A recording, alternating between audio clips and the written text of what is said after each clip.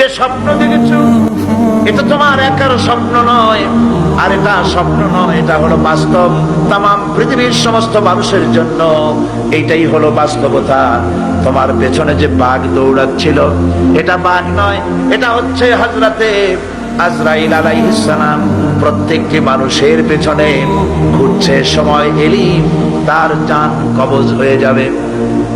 তুমি যে ডালটা ধরে ঝুলেছিলে ওই ডালটি হচ্ছে তোমার হায়াত, আর ডালের গোড়া কাটতে ছিল সাদা ইঁদুর আর কালো ইঁদুর। সাদা ইঁদুর হলো দিনের প্রতীক, কালো ইঁদুর হচ্ছে রাতের প্রতীক। দিন আর রাত তোমার হায়াতের রশিগাছা কুটকুট করে আস্তে আস্তে করে কেটে দিতেছে।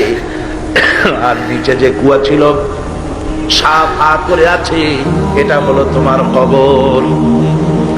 এর মধ্যে তুমি যে মাথার উপরে ঠান্ডা কি পড়লো, উপরে হা করলে মুখের ভিতরে মধু পড়লো। সেই মধু চাটতে চাটতে কবরের সাপের বিপদের কথা বলেছো, বাঘের বিপদের কথা বলেছো, ডাল ভেঙে পড়বে সে বিপদ বলেছো। এই মধু হচ্ছে তোমার সুন্দরী স্ত্রী, এই মধু হলো দুনিয়া, এই মধু গাড়ি, এই মধু বাড়ি, এই মধু ক্ষমতা, এই মধু প্রতিপত্তি, এই মধু হচ্ছে তোমার ব্যবসা বাণিজ্য। দুনিয়ার মোহে তোমাকে এত বড় বিপদ থেকে তোমাকে ভুলাই দিয়েছে মানুষ। এই দুনিয়া তাকে ভুলাই রেখেছে।